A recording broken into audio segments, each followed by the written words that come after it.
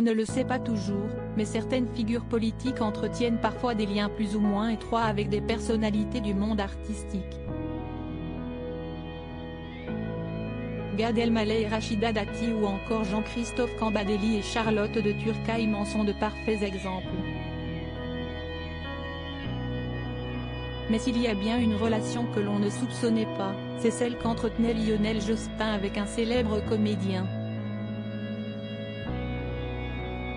Il s'agit de Jean-Marc Thibault, qui n'était autre que son beau-frère.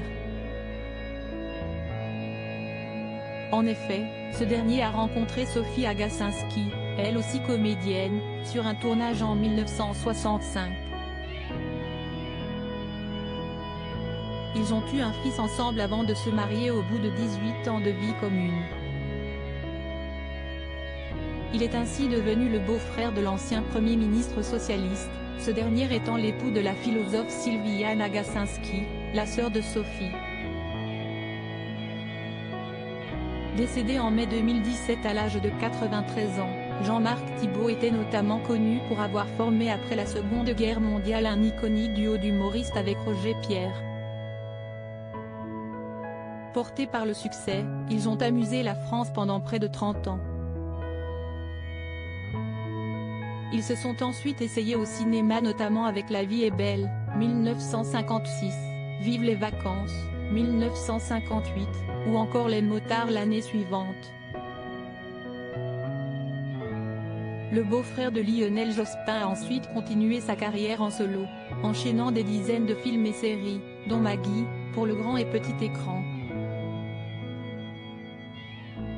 De quoi lui valoir une grande popularité auprès d'un public plus jeune.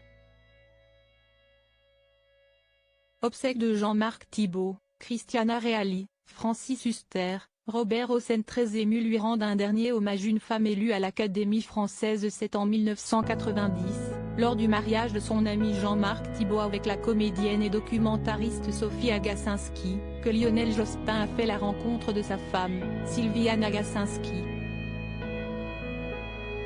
Dans un article paru ce 6 juin, nous vous rappelions que la philosophe et écrivaine et celui qui deviendrait alors Premier ministre en 1997 s'étaient mariés en 1994. Sylviane Agacinski a été élue à l'Académie française le 1er juin dernier. Elle a repris le fauteuil de Jean-Loup Dabadi, célèbre homme de lettres décédé en 2020, a rapporté le journal Le Figaro peu après son élection. Auteur de Critique de l'égocentrisme, 1996, et de Politique des sexes, ouvrage paru en 1998, l'épouse de Lionel Jospin fait désormais partie des 7 femmes qui siègent à la coupole. Article écrit en collaboration avec 6 médias Crédit Photo, Raphaël Lafargue-Poul.